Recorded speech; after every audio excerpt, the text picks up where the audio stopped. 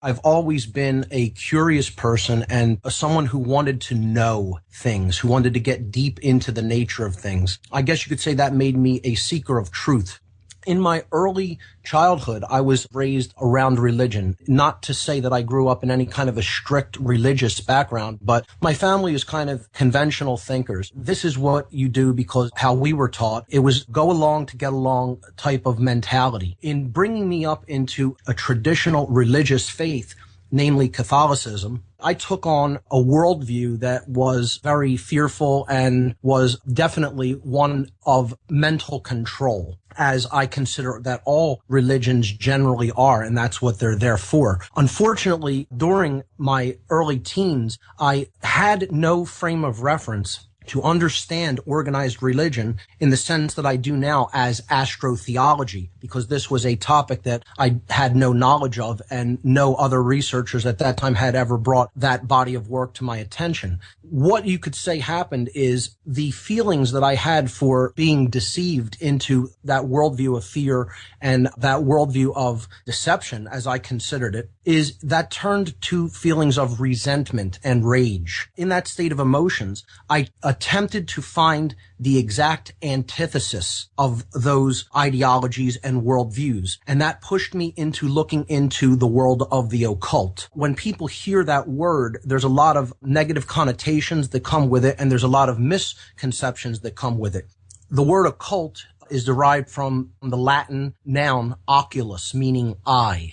And the word occult itself comes from the Latin verb occultare, which means hidden from sight or veiled to the eye. So all occult means is hidden from plain sight, not easily seen, something that has been obscured. And that's what this body of knowledge is. It's knowledge that has been taken out of the general circulation of humanity, and it has been held or reserved for the elect few who have access to that knowledge. I went into what would be considered the dark aspects of the occult, meaning keeping knowledge for one's selfish usages and as a power differential over other people who have been deprived of that same knowledge, because ultimately all the knowledge of the occult is about the aspects of the human psyche. It is actually knowledge of ourselves and how we function and what our primary motivations and those types of factors are within the human individual. I got involved in groups like the Church of Satan, the Church of Lucifer, the Order of the Evil Eye, among many other dark occult organizations. I was actually appointed a priest within the Church of Satan in the 1990s by Anton LaVey himself before he passed away, I believe in 1997. The worldview that I had back then was extremely dark. It was based upon controlling other people, gaining knowledge to use as influence and a mechanism of control over others, then partnering with other people in order to expand upon that knowledge and use it in a more effective way. That's what these occult organizations are about. And I call them psychological filtration centers for people who are actually psychopathic. These are the tendencies that they're looking for. People who are self-focused and don't really care about what they're doing to others. So they can groom them and bring them up into positions of power, because as I found out through working with these organizations, it's not just isolated individuals. It's people who are connected in just about every institutionalized area of modern life: politics, law, business, finance, education, medicine, you name it. The networks that they have in place are extensive, and these are the types of individuals I would see at meetings, rituals, etc. So when I started to understand not only what drove me into that arena, which was feelings of resentment, anger, rage at having been lied to, but I also began understanding that this was much larger than what I had originally envisioned it as. This was really the fundamental core ideology, Satanism and dark occultism, that lies behind all of the institutions of power and influence that really make up modern day life and modern society. Once I started to understand that it was all about control and it was about injecting this poisonous worldview, which was more poisonous than even a fundamentalist religious worldview, there's a third side. There's a middle ground that is actually deals with the truth about reality and the natural law, but not having had any access to that general framework through people's dedicated research that I had not encountered up to that point, I bought into this poisonous worldview because it is based upon three basic ideologies, three core tenets.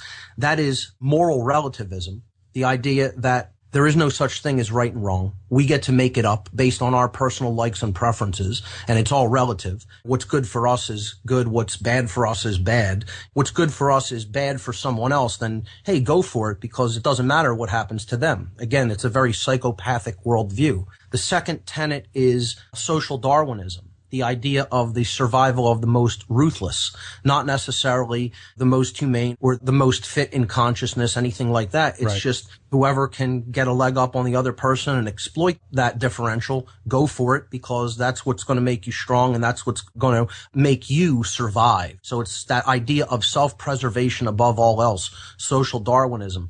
And the third is something that a lot of people want to ignore.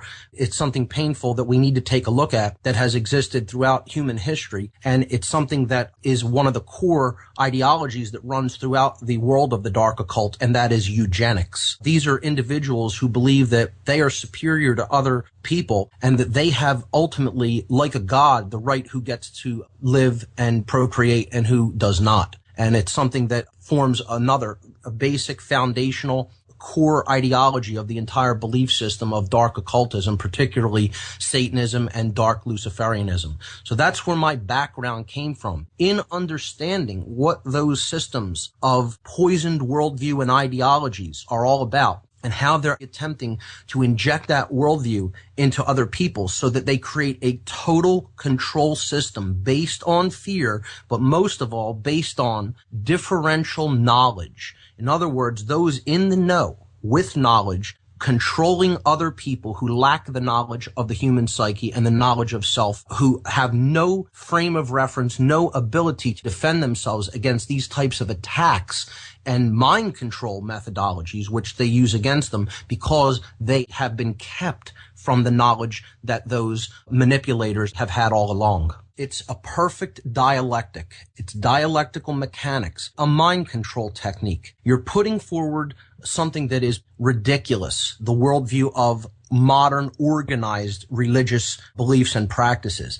something that people will often see through upon reaching the age of reason and understand that it's farcical and it's there to control human behavior, but most of all to control human perception, to put perception into a small box, a cubicle, and say anything outside of this little cubicle, this little box is off limits for human consumption, for human mental digestion. You don't even look there. Because after all, they're not really teachable. They're just there to be controlled and to be exploited like animals. This system works very effectively because it's like giving the child who doesn't really want to eat their vegetables saying, oh, you have a choice. Would you like mashed potatoes or would you like peas today? And they think that they're making a choice, but really the entire thing is controlled because the parent just wanted them to eat a vegetable regardless of which one they chose with the meal. But giving them that illusion of choice makes them feel like they have some kind of power and they have some kind of a decision about their destiny when in fact they're being pushed in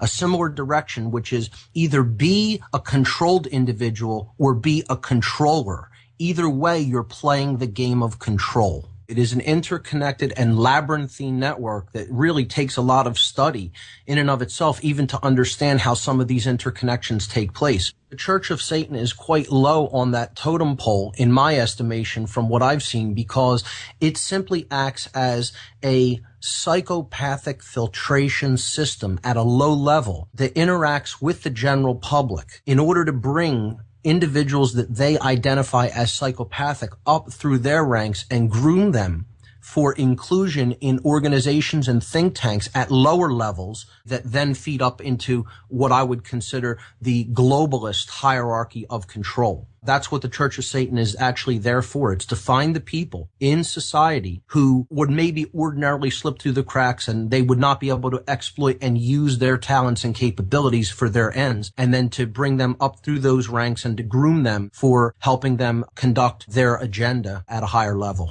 I have often been quoted as saying, until we de-occult this knowledge, in other words, until the knowledge of the occult is no longer occult, until it is brought out into the light of day, and these manipulation techniques are known, and this information has been turned into common sense knowledge, humanity will never be free.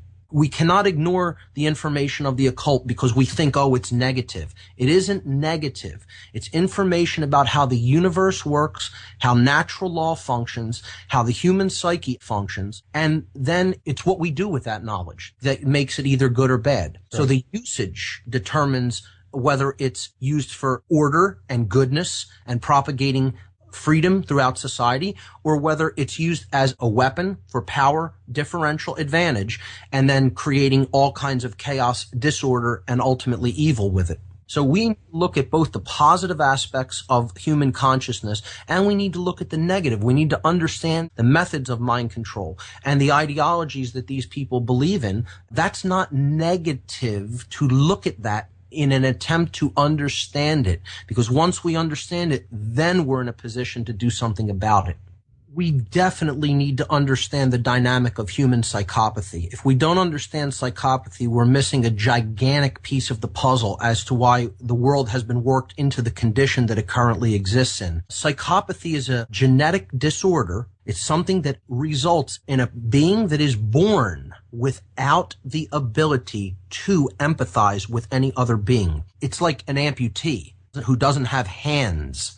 He can't type on a keyboard, not because he may not want to, but because he doesn't have the capacity to, because he no longer has hands. That's what we're talking about. And therefore, to be accepted at all, at any level, by other individuals who would see this as a monstrous condition, and indeed, in many ways, it is a monstrous condition. In order to get along with other people in society or pretend to get along with them, they have to mimic the range of human emotions which they don't have. So they become very good actors. They become very good at influencing other people, at manipulating, because they realize that's the only way that they're going to be accepted at any level in society, because they don't have any feelings for any of their actions, what the consequences of any of their actions are toward other individuals. And that's psychopathy. Unfortunately, there's a secondary form of psychopathy that is learned, or I shouldn't even say learned, it is instilled by conditions. The conditioning aspects of what our environment dictates, the current environmental conditions in which we are living. So the mental influence of other people can influence secondary psychopathy. Actual mind control techniques that are willfully directed against other individuals can influence secondary psychopathy. Training techniques like outcome-based education or military or police training can induce secondary psychopathy. Secondary psychopathy is a form of a learned behavior that is dependent upon the environmental conditions in which a being is dwelling.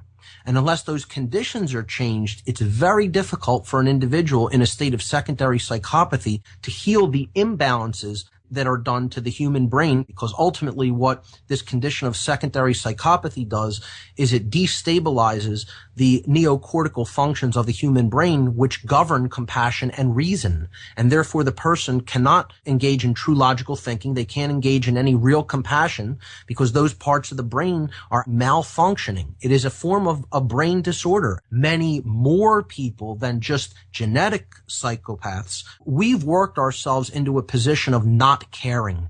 And many people try to numb the full range of human emotions out because they realize how uncomfortable the world that we live in happens to be at the current time in history, and they don't want to feel their emotions. So they get hooked on things like SSRI, antidepressant medications, and they're numbing their emotions out by an act of their own choice, which is a dangerous thing to do. I do believe that not with genetic psychopaths, it is not possible to teach them. They literally have the part of them that empathizes. It is not present. So to waste time on a true psychopath is pointless.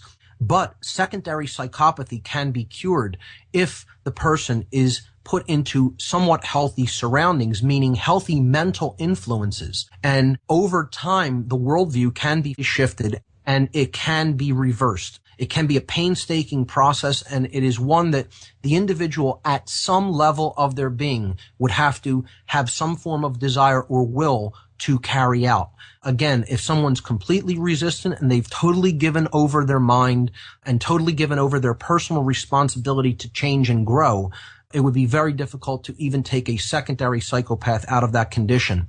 But if the person has an inkling to truly want to do the right thing, not to just do what they've been taught or what they've been commanded, people can be brought out of the condition with care and attention. They can be brought out of the condition of secondary psychopathy.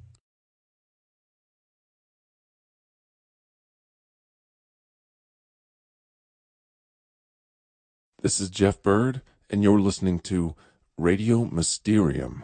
Today we're going to look at some Illuminati movie symbolism. Let's jump right in. This is from the new Star Trek movie Into Darkness, and over Spock's shoulder there you can see the 9 embedded in the 11. You can see the 2 towers and the 9 inside, subtle 9/11 reference there. Then on a scene with a photon torpedo you can see CF6660.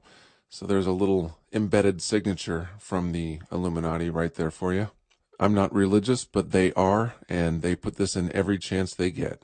At the end of this movie, it said March 22nd, which is 322, which is Skull and Bones Society, and the spring solstice. They are also giving you their signature, which is a Heil with the hand up, and the single eye symbolism, which is another Illuminati giveaway. Here you'll notice the Masonic floor and the pyramids from the top view. If you look over Will Smith's shoulder there, you'll see the pyramid from the top. Also notice the black and white symbolism of the suit as well. Here you'll see those pyramids from the top again with a clock that says 9/11. Notice the paper the man is holding there from Men in Black 3. It says a control post moon, which is interesting if you think about the hollow moon theory. Or possibly what Stanley Kubrick was trying to communicate in 2001: A Space Odyssey, with frequencies coming from the moon to change our perception of reality. And they included this visual from the moon to give us an example of what the dark side of the moon could look like. Yes, it's simply a top view of a baseball field, but if you look closely, you'll see the Masonic compass and rule. Men in Black 3, brought to you by the Freemasons. Here's a scene from Despicable Me, and the girl with the hat is throwing the devil horns there. Again, not coming from a religious perspective, just showing you their signature. They like to throw those 666s in there, the devil horns, and upside-down crosses, and whatever they can get away with to show you that they're in charge. Here's the diamond, which is a reference to 33. A triangle is 3. Another triangle is 3. There's 33. Also, there's what looks like a G in the middle of the compass and rule, hinting at that geometry. And this is the logo they use on all of the zippers and the clothes and pretty much throughout the entire movie of Despicable Me and Despicable Me 2. Once again, it's Despicable Me, brought to you by the Freemasons. This is interesting. You can almost see a McDonald's theme here with the M and the red and the yellow on the shirt. Usually anytime you see M or W, it's a reference to the Masons. I know a Satanist who owns a series of black houses. They're all totally blacked out, and they're in the midst of neighborhoods, just like this. So this is a reference to underground Satanism. And of course, he's trying to steal the moon in this movie, another reference to the moon. Here's another scene from Despicable Me, and of course the girl, if you look closely, is wearing an owl, which is a reference to Lilith or Semiramis, and the owl is also a subtle reference to the Bohemian Grove and the rituals of sacrifice that take place there. Here's a short scene from Iron Man 3, and who does that look like?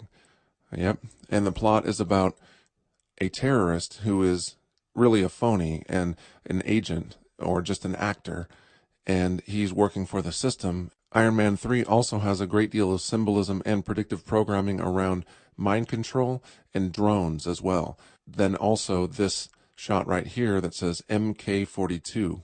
Not only is 42 a very occult number, but you see the ever-present MK, which refers to mind control, K being the German K. But the more recognizable reference here is MK Ultra.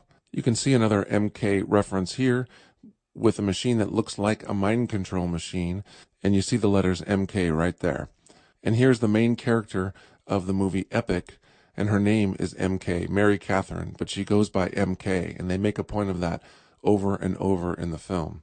If you look closely, you'll also see an owl, a reference to Bohemian Grove and the Semiramis figure, and also a butterfly, which is referencing Monarch programming and MK Ultra.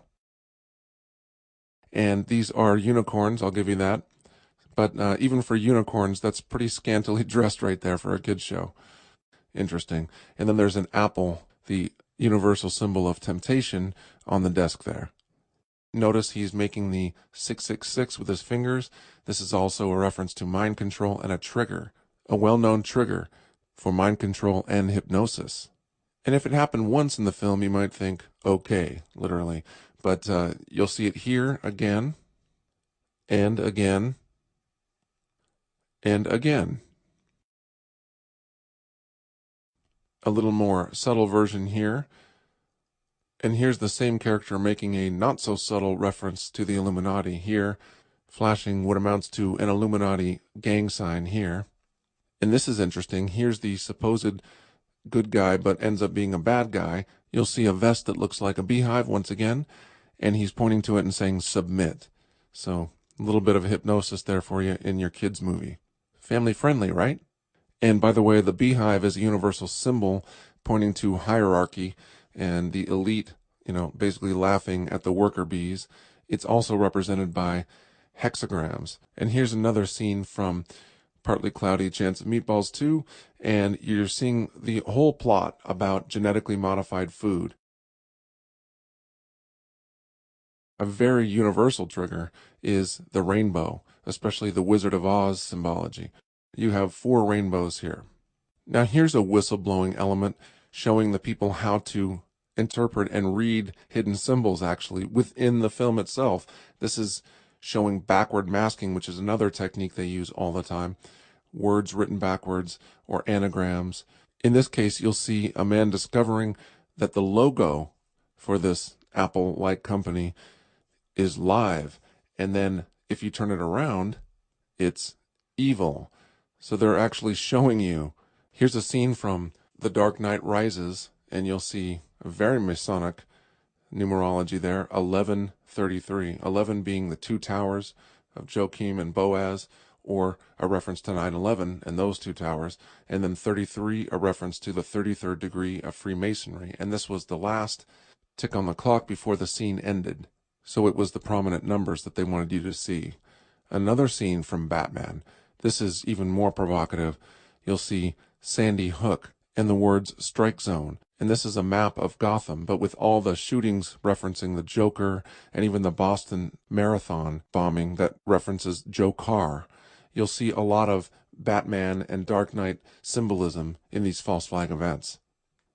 This is Monster High, which is an extremely Illuminati mind control cartoon that is targeted toward young women. Here's another example of the dollification of young women. Here's a picture from Monsters High, and it looks like an Eyes Wide Shut party, veritably. The Masonic black and white checkered floor in a huge Rothschild-looking mansion. It looks like a scene from Eyes Wide Shut, actually. I'm not here to be a moralist, and I'm not claiming to be right about all of these symbols, but you have to admit there's quite a few in here that seem awfully suggestive. Here's another Monster High picture with the owl prominently displayed. Here's another reference to the owl from a kid's cartoon called Gravity Falls. It's a Disney show. Disney is heavily entrenched and involved in this mind control and also Illuminati symbolism. And look at the carpet or the rug that the kids are walking on in Gravity Falls. You'll see the all-seeing eye in the pyramid. You'll also see the man behind the counter wearing a Shriner's fez, which is, of course, a Masonic reference to the 32nd or 33rd degree of Freemasonry. Here's more references to the all-seeing eye from Monsters University. And here's another M in the logo. You'll see them everywhere. W's and M's you'll see. And again, W is just an upside-down M. They use the backward masking thing. They do this all the time. You'll see the triangles below, which is referencing 33. You'll see the M, which is referencing Mason, and you'll see the all-seeing eye in the logo itself. And finally, I'll leave you with this, another reference to 33 and the triangles embedded in the roof there. And you'll see we scare because we care, which is also an allusion to the fact that they use fear as their greatest control. Ordo ab chaos, which is order out of chaos. So this is just some of the symbolism that I found in various movies, kids' movies, and also full-length feature Hollywood films. And keep your eyes peeled because they hide it in plain sight, my friends. This is Jeff Bird with Radio Mysterium.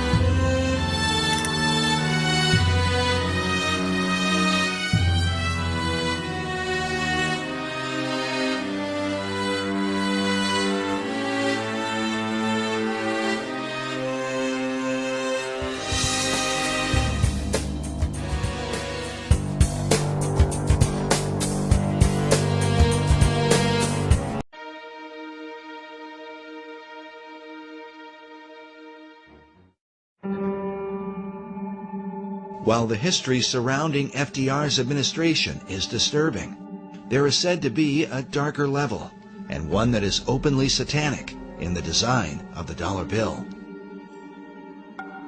These allegations begin with a group founded in Bavaria in 1776, known as the Illuminati. The order was founded by a man named Adam Weishaupt, with the alleged purpose of perfecting society. The symbolism of the dollar bill, Adam Weishaupt, do you really think it has anything to do with the Illuminati, in your opinion? Is the Illuminati to be defined as Freemasons and Rosicrucians and other secret society members? If that's the case, then yes, I believe the symbol on the dollar bill, the truncated pyramid, is directly related to the Illuminati, because Roerich was the Illuminati. In the 18th century, the original order was thought to have a bloodthirsty agenda, and it was believed that they secretly worshiped Lucifer. George Washington warned about the Illuminati in his letters, while Thomas Jefferson and Benjamin Franklin were thought to be members of its inner circle. Which brings us to our next speaker. He claims to have been raised in a modern Illuminati family that dates back to the 1700s. He says that, as a child, he was made to practice black magic and witchcraft. His name is Doc Marquis. My family goes back into the Illuminati all the way back to 1789. Of course, we have no way of either confirming or denying Doc's claims, but it is worth noting that he has acted as an expert on the occult for law enforcement and the FBI. According to his publisher, in the past he has appeared on and consulted for Geraldo Rivera and Oprah Winfrey, and for shows like Hard Copy, Inside Edition, and Unsolved Mysteries. Doc has been a Christian since 1979, but he says that part of his upbringing in a family that worshiped Lucifer was to be taught about the secret Illuminati symbols of the dollar bill, and that understanding them begins with the Rothschild dynasty. Meyer Amschel Rothschild had made a very interesting and profound statement. He said, "Allow me to control and issue the money of a nation, and I care not who writes its laws." And he was right. Meyer Amschel Rothschild is called the founding father of international finance. In 2005, Forbes magazine ranked him 7th on their list of the 20 most influential businessmen of all time. All this happened back in 1776, and this was during May 1st and shortly thereafter.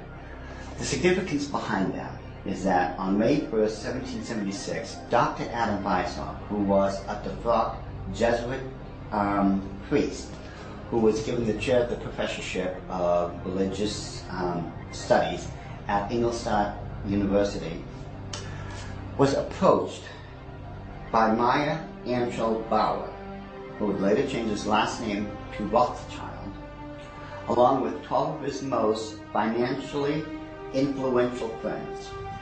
They knew Weishaupt at that particular time was not only a genius when it came to the occult world, but Weishaupt also had an axe to grind, because it was the Catholic Church that just recently defrocked him. He was no longer a Jesuit priest, and he was going to send a message to them, to the monarchies of Europe, and to all other people who would try to have their will over his. What Rothschild and Weishaupt came up with was a plan to destroy the old world system of government through monarchies and the church, and to set up a new world order in its place. This is said to be the great plan of all the secret societies. So what happened?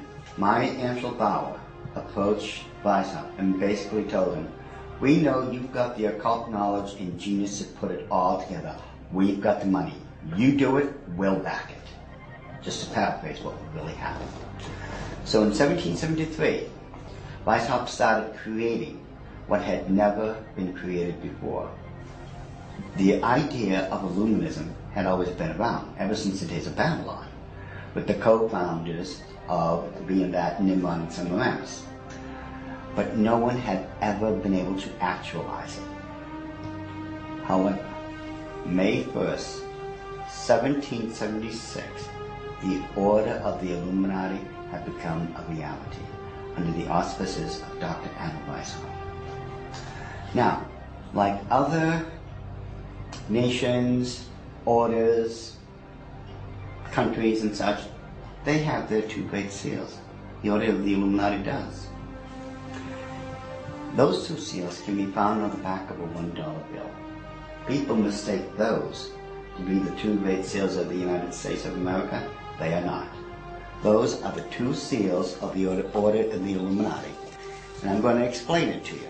In order to understand the seal itself, we have to first take a look at every single thing that composites it.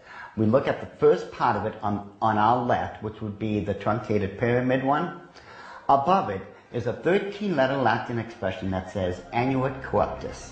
And directly underneath the base of the pyramid is a 3-word Latin expression, which is Novus Ordo Seclorum.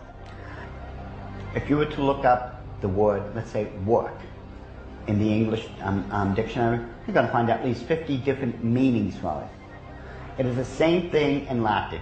Different words have different meanings. They have more than one meaning. The word seclorum, one of the definitive meanings is secular. Something that is secular is of the world. So it is proper, very proper, to translate the bottom as New World Order, the Novus Ordo Seclorum. The whole of it is saying, announcing the birth of a new world order. This would be Dr. Adam Weishaupt himself, the very first head of the Order of the Illuminati. It was Weishaupt who had himself come up with a 7-part plan to create what he called the Novus Ordo Seclorum, or the New World Order. This is the person responsible for it. The interesting thing about the front of the dollar bill is that there are 4 huge ones. There is one in every single corner. Now, if we look at every single one of them, they each have an oval around it, except for the top right-hand one. Now, if we look at this blow-up version of it, you will find there's no oval. This is a shield that is surrounding the one. Now, the reason there was a shield here is because this is very similar to the original shield that was given to the Rothschild family when Baron Meyer Amschel Rothschild had become knighted in England and received the lordship. If we look across the top of this shield, all the way to the left-hand side, it drops down and forms a crescent moon. It's a crescent moon because it represents the female goddess in the occult world. At the bottom of that shield, of that lunar moon, you will see the owl. And it's very obvious. Once you take a good look at that part of the crescent moon, and it is the same Illuminati owl that is being worshipped at the Bohemian Grove in California by those members of the Bohemian Grove, where presidents, premiers, kings and queens and heads of nations throughout this world have met. You can tell just by looking at this photo, that is a 40-foot owl. It is made out of oak, and that the worshippers are surrounding that fire pit around that altar, which is easily reflected in the lake around them.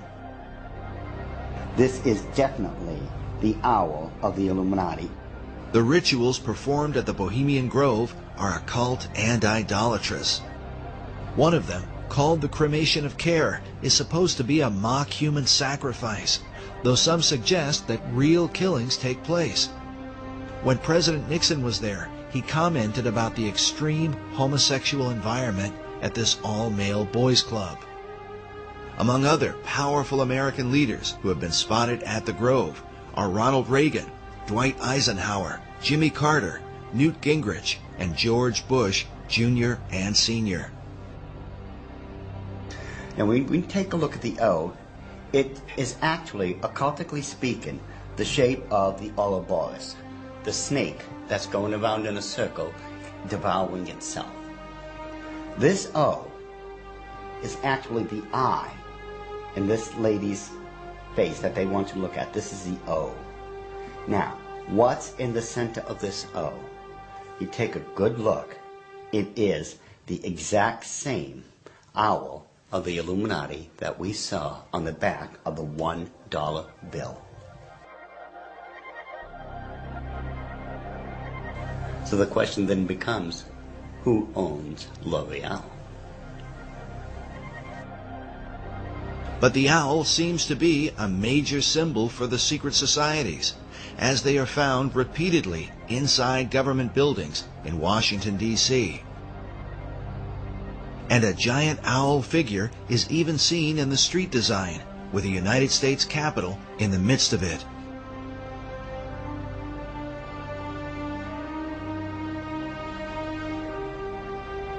Now, the Druids from the Gaelic Druid means men of oak. These people worshipped creation, among other things, but their sacred symbol was the owl, because the ancient god of magic and of the hunt was Pallas Athena. Her bird was the owl, and that owl represented wisdom. It always has. Pallas Athena was also the goddess figure who was said to inspire Sir Francis Bacon. But now look at this owl seal at the Bohemian Grove, where it says, "Weaving spiders come not here."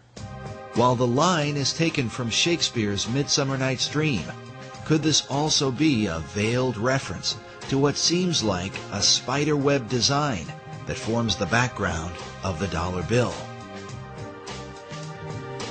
Are there additional secrets hidden there? Now, I'm sure you've heard of a Rorschach smear, or the Rorschach ink blot test, as created by Dr. Rorschach himself. You see the ink in the forefront and everything else is in the background. This way your subconscious mind is supposed to pick up on what's on the foreground, and you're supposed to be able to tell what you are subconsciously seeing. Notice how it's very busy. Lot of intersection diagonally lines. You can't make out what's there. But let's get rid of the background noise, get rid of all the diagonal lines that doesn't belong there, and let's reverse the principle of Rorschach and take what's in the background and bring it to the forefront and see what's there. Because once we do that, we find out it's quite obvious that there is another Illuminati owl, and that it is perched on something that looks like an arrow. That is what they don't want you to see. Once you see this owl here and compare it to the other one on the left-hand side of it, it becomes very obvious that this is an owl. You can now begin to distinguish beyond all that busy signals and such that they don't want you to look through. Yet, they place there in honor of their totem bird, the owl of wisdom, which is the totem bird because their god, Lucifer, was supposed to have been the wisest of all of God's creation. Wisdom of Lucifer, wisdom into the bird, wisdom into the word Illuminati. Therefore, the chain of wisdom is followed all the way through. All right, now, did they teach you this in the Illuminati? Yes.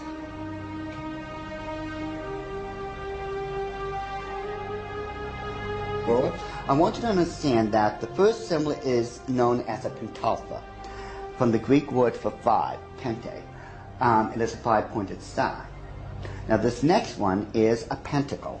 Now, it looks similar, but I want you to notice how it is interwoven. It runs through and in between itself. Now, this next symbol is what's known as the Star of David, the Mogan David, the Jewish Star, the Seal of Solomon. There's numbers for it. This is the symbol for the nation of Israel. Now, when you take a look at it very carefully, you will notice that it is two equilateral triangles that are interwoven. This shows the union of God with man. However, when you look at the next one, it's similar to it. It's known as a hexagon. This is when you take two equilateral triangles, place one on top of another. Symbolically speaking, you're placing man above God. Now, this next symbol is the foulest, the most evil of all symbols in the occult world. There is nothing that can even come close. It is known as the hexagram. It is the six-pointed star with a circle surrounding it.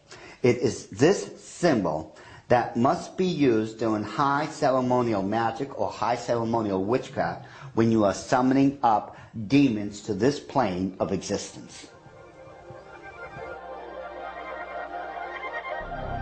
The use of the hexagram is said by Doc to be very symbolic and seems to represent the occult concept of a Christ figure, just as the Maitreya was for Nicholas Roerich and Henry Wallace. But what Christ do they mean? Doc believes the pattern of hexagrams in the design of the dollar bill provides the clue. If we take a look at the 13 stars directly above the head of the eagle and connect the dots, you will see where the very first hexagram is located. And if you notice that surrounding the hexagram is the 28 guidelines that make a circle. Now, inside every single point, the 6 points, is a star. There are 6 of them. They surround now the 7 stars. Remember, 6 is the number of man, 7 is the number of God. Now, it is man that is surrounding God or is placed above God. If what Doc is saying is true, this could represent the person the Bible calls the man of sin, who opposes and exalts himself above all that is called God or that is worshipped.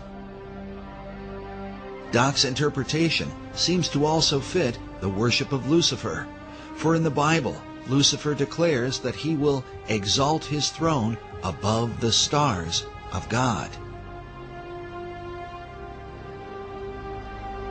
Next, Doc claims a second hexagram can be found by connecting the various points where the much talked about number 13 is represented. And don't try to tell me it's the 13 colonies. There are 13 stars above the eagle's head, 13 stripes in the shield, 13 leaves on the olive branch, 13 arrows in the eagle's talon, and then 13 letters in the phrase E pluribus unum, which makes for 2 points on either side of the eagle's head, for the 6 points total of the hexagram. If we take a close look at the same seal and connect all the 13s together, just like we did when we were kids, when we were playing that game, connect the dots. Once we connect all the 13s, it becomes very apparent where the second hexagram can be found. In this one, which is very obvious, already comes with a circle around it.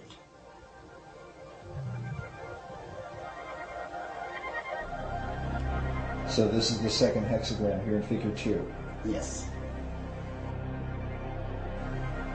And then where's the third hexagram? The third hexagram can be found on the other part of the Great Seal. Again, connect all the 13s together, the 13 letters, the 13 steps in the pyramid, connect all this together. And you'll note with the circle that's already there, it forms the third hexagram.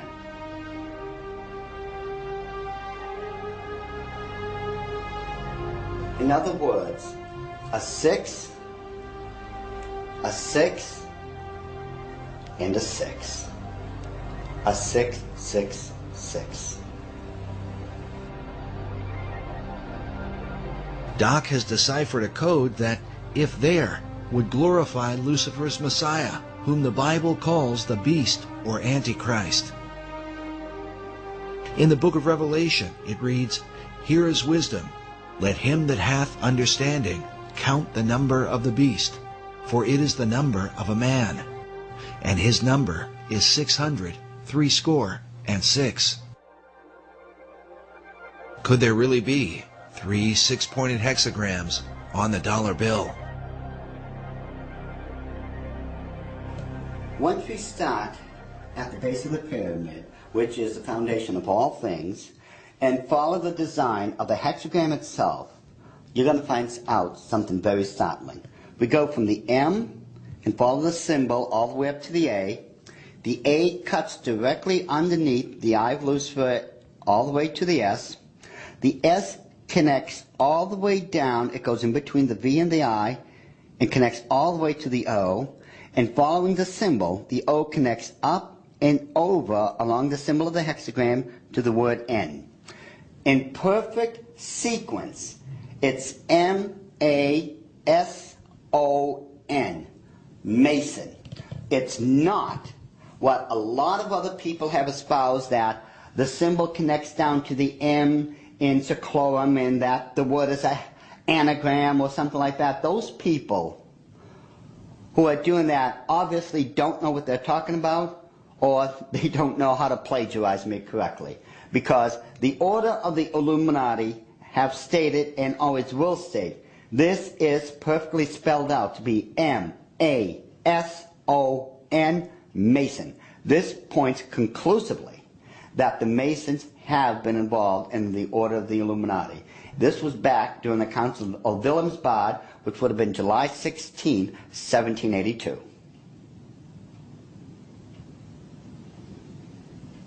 All right, so what are we seeing? Now, if we look at the bottom one of the reverse side of the dollar bill, you'll see on the right-hand side that, again, there's a lot of busy intersecting diagonal lines.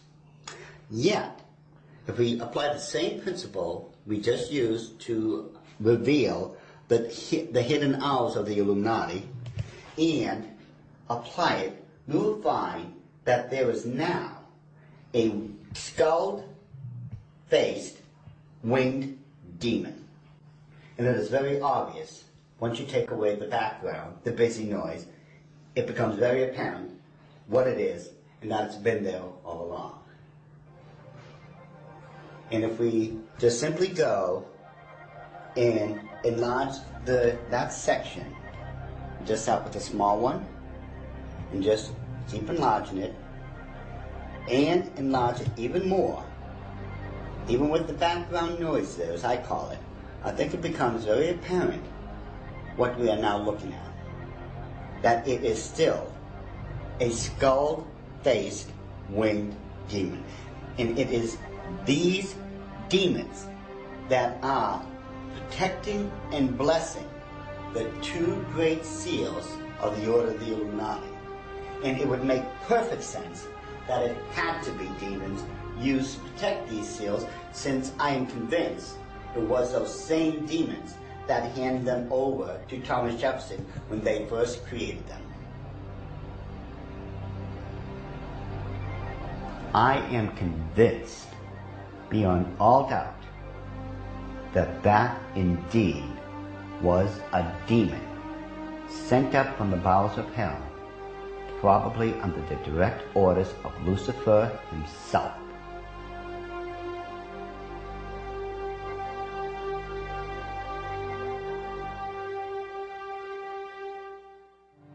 Doc Marquis makes it clear that he is no longer involved in the occult, and that since becoming a Christian, he has dedicated himself to warning others about the activities of the secret societies that worship Lucifer. I've been doing this now since the late 70s, when I first left the Order of the Illuminati, and that's when at that point I had become a born-again Christian. At that time, I realized what I had been doing all along. Maybe in my own way of trying to make up for what I had done, and I've done a lot of heinous things in this life,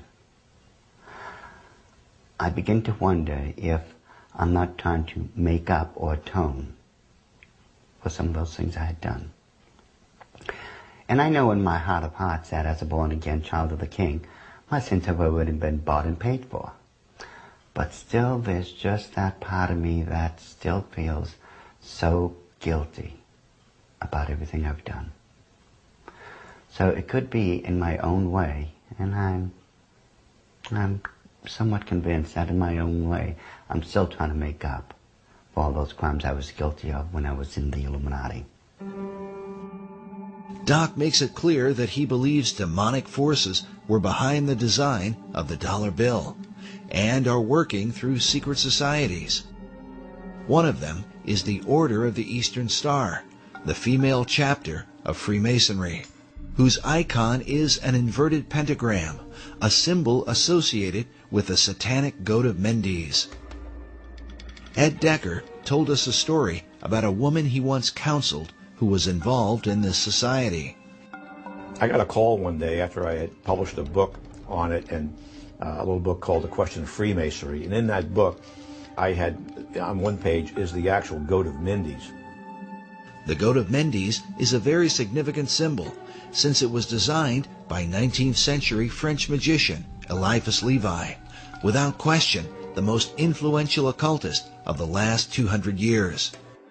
In his books, Levi glorified Lucifer and Satan, and his writings were quoted extensively by every major occult leader, including Albert Pike, Madame H.P. Blavatsky, and Manly P. Hall.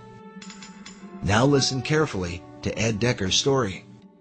I got a call from someplace back in Pennsylvania, New Jersey, and this is years ago. And a lady called me up and she said, "I want to talk to you." She said, "I received a copy of your book. I am the head of the Eastern Star for my state." And she said, "Every time I go to another area of the state to do the induction of the leadership of the local chapters of the Eastern Star, I have these bad dreams, and it's like this demon comes in and attacks me in my bedroom, and it's this evil, evil thing. And it's beginning to bother me." And someone mentioned to me that, the Masons and the stuff that they do isn't really godly. You might want to study it a little bit. She said, so she told me that she went to a Christian bookstore and asked them if they had anything on the Eastern Star or Freemasonry. And the lady said, you know, in the mail, I had just gotten this booklet. It's called The Question of Freemasonry by this guy, Ed Decker. And she said, I opened the book, I opened it up to the page, it just opened to the page that you have the goat of Mindy's on there. And I looked at that, and that's the demon that's been coming into my room and attacking me when I'm going around the state and doing the inductions of the ladies of the Eastern Star.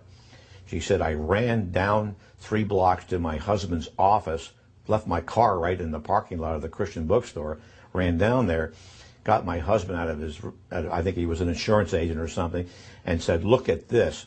They left there, went home, read the book, got on their knees, confessed it as sin, renounced it, and had that thing taken off their back.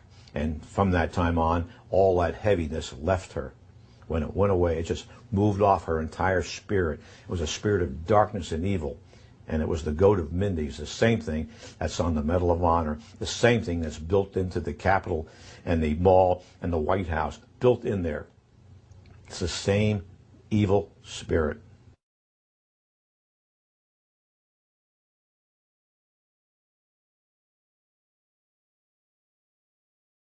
This whole idea of the Messiah and its relation, and the Messiah's relationship to the stone, and who that Messiah would be, and what would happen when the stone is returned to Jerusalem, and when the temple is built, it would be a replica of the original Solomon temple, not the Ezekiel, account. Which is what most Jews believe, the Ezekiel account. No Jews believe that the Solomon's temple is going to be rebuilt in that architectural style. But the Masons believe, if I understand them right, that when that stone finds its way to Jerusalem, it's one of the last items necessary, and that there are certain rabbinical orders that I've met today that are anticipating its return. Once it returns, then they proceed with a blueprint to take the Temple Mount and put up what they consider to be the final temple that Ezekiel described. But the stone it's all pivotal upon the return of this stone, because Solomon brought that stone in the traditions and legends in Judaism into his original temple, and upon it the incense was burned in the fire pan.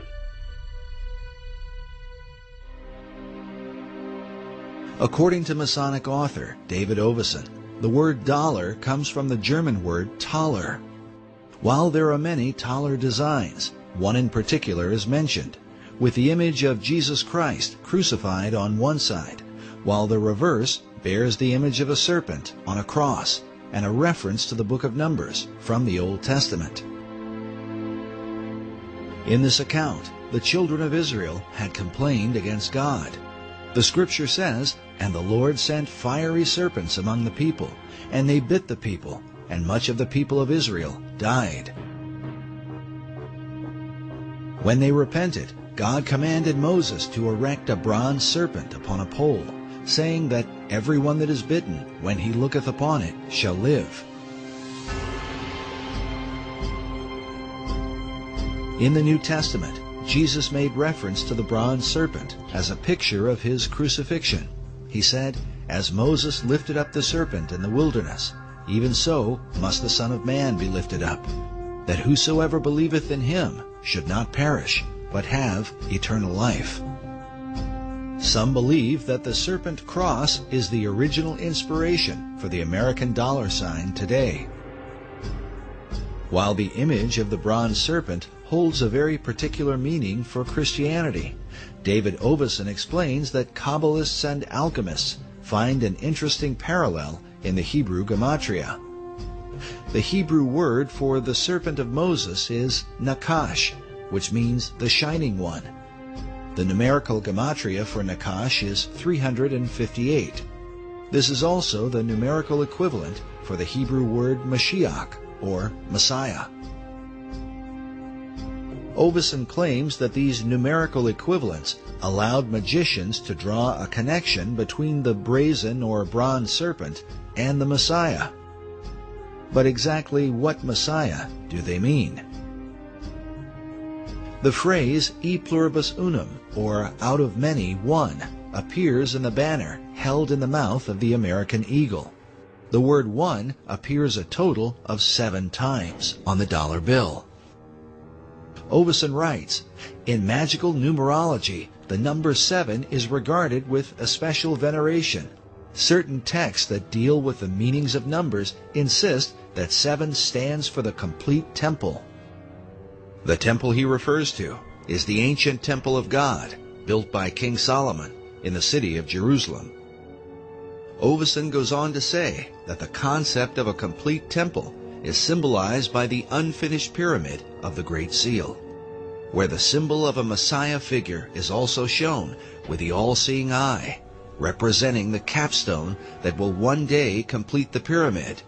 In other words, when the Messiah emerges, then will the temple be complete. But just who this Messiah will be is the subject of intense debate, and the clues to his identity are said to be related to the temple itself. The site of Solomon's original temple at the Temple Mount in Jerusalem is still considered a sacred and holy place. Buildings are sacred in religions. Religious buildings are sacred. So Solomon's temple is sacred. The Knights Templar were specifically named in reference to this ancient site. They were known as the Poor Knights of Christ and of the Temple of Solomon. The Knights Templar lived on the Temple Mount. Today, the Temple Mount has on it the Dome of the Rock and Al-Aqsa Mosque.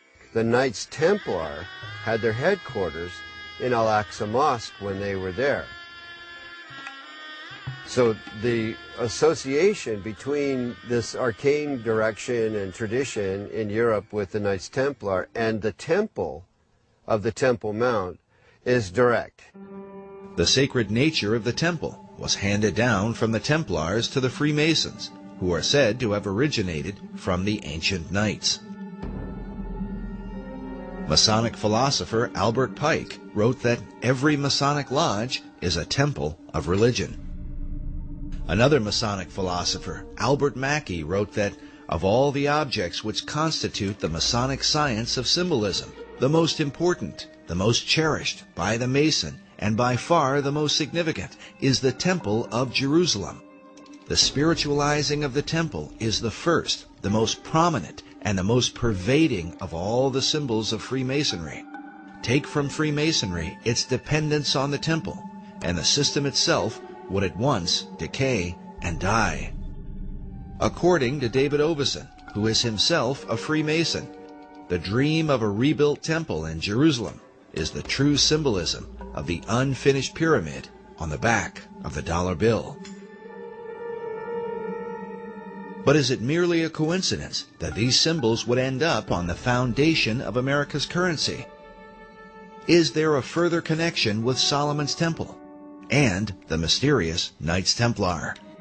The Templars were there on the Mount. They lived on the Mount. So they were living a dream. And the dream is the same dream Christopher Columbus had and wrote about extensively in returning to Jerusalem with the gold from the Americas to build the temple.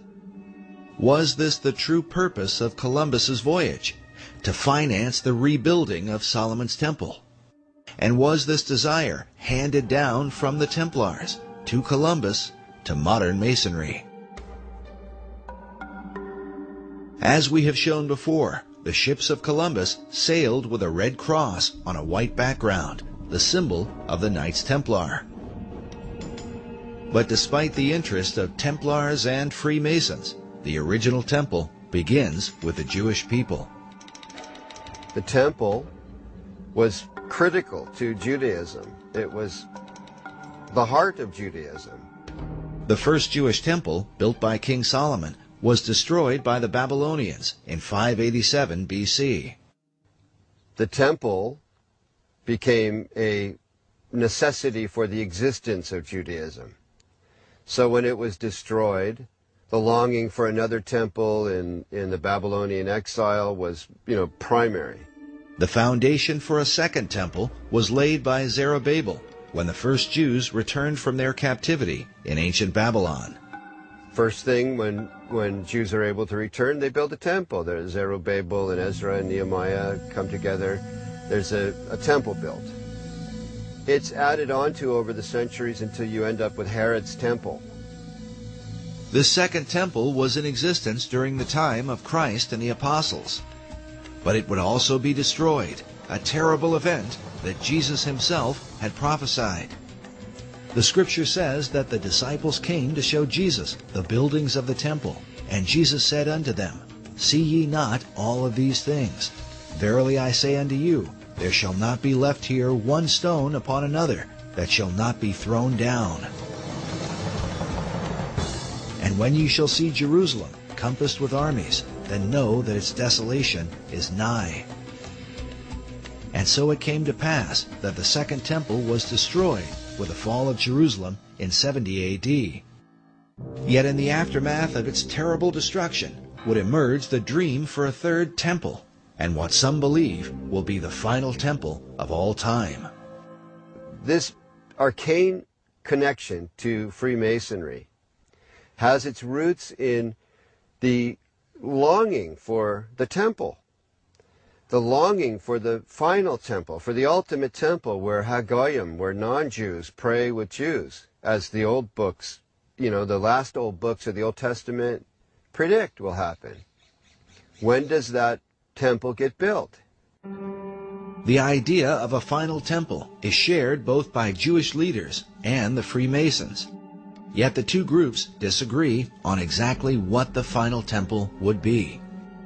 There is a common history here and a common longing. They'll never end up with the same temple. Jewish wishes for the final temple really don't resemble what Masons want to have built on the Temple Mount, which is a replica of Solomon's temple. With their mysterious rituals and secret practices, the Masons are often accused of intoxicating the world, making it drunk with ideas of a new age and a new world order, all of which are engineered toward the fulfillment of the new Atlantis envisioned by Sir Francis Bacon. Could it be that this is what lies behind the concept of a third and final temple? It, to me, makes perfect sense that the new Atlantis, as understood in the Baconian tradition, involves the final temple, the spiritual headquarters, if you will, of the new Atlantis. The idea of that temple is central to Freemasonry, the Knights Templar, and of this there is no doubt. They've all expressed it. All these arcane societies have let it be known that this is really ultimately a central goal. They seem to all gravitate toward there being a temple, a need for a temple, except Orthodox Muslims who say, no, we're the last religion. These buildings are fine, thank you very much. Become a Muslim and you can pray in them and hang out on the Temple Mount, which is not going to happen. So that leads to a pretty ugly likelihood. If people who want a temple get their way, there's going to be a bloodbath there. Also, I believe it's spiritual because Satan has always desired God's place. That's why in Masonry you have Jebulon right there on the altar, Baal, the ruler of demons, in the Masonic altar. And Masons are generally, obviously, being deceived. However, right there on the Temple Mount in Israel, you have the Dome of the Rock, and the Golden Dome, the Black Dome, and within these domes you have statements right there on Israel's Temple Mount, statements that Allah is God, and Allah has no, or God has no son, and Muhammad's his prophet. A denial of the true God and his son, Jesus Christ. And again, that's what 1 John identifies as being the spirit of Antichrist, those that deny the Father and the Son, 1 John chapter 2. And that's a harbinger of the ultimate Antichrist to come, who's going to sit in the temple of God, showing himself that he is God. So isn't it interesting? Here we have Benjamin Krim speaking of a coming Maitreya, who will rule as the coming Imam Mahdi of Islam. Of course, he can't really rule, and there can't be world peace unless the Jews, in his mind, are annihilated. And by the way, according to Muslim teachings in the Hadiths, when the Imam Mahdi comes, or when the Messiah comes, he will destroy the Jews and the people of the cross. So all of this stuff, incredibly, it fits together just too well. But praise God, because from my perspective as a Christian, Jesus Christ said, when you see these things beginning to take place, lift up your head, for redemption is drawing near. And I believe these are signs that Jesus Christ is coming again. And when he does come, he will defeat the Antichrist, and every knee will bow, and every tongue confess, including Benjamin Krim, including the leaders of Iran and Hezbollah and so forth. Whether it's in heaven or on earth or in hell, every knee will bow, declaring that Jesus Christ is Lord in the end. And what will all these things mean for the future destiny of America? According to David Oveson, it was Manly Hall who influenced the placement of 72 stones on the Great Pyramid of the dollar bill, since the number 72 is said to be a magical number in the occult. It was also Hall who taught that the American eagle was a cleverly disguised phoenix bird. In his writings, he documents this account from the 1st century A.D. There is a certain bird which is called a phoenix, and when the time of its dissolution draws near that it must die, it builds itself a nest. But as the flesh decays, a certain kind of worm is produced. According to this account, it is from this worm that the phoenix is reborn. This concept of a phoenix worm in its nest seems to be represented at the top of this column on a building found in Europe.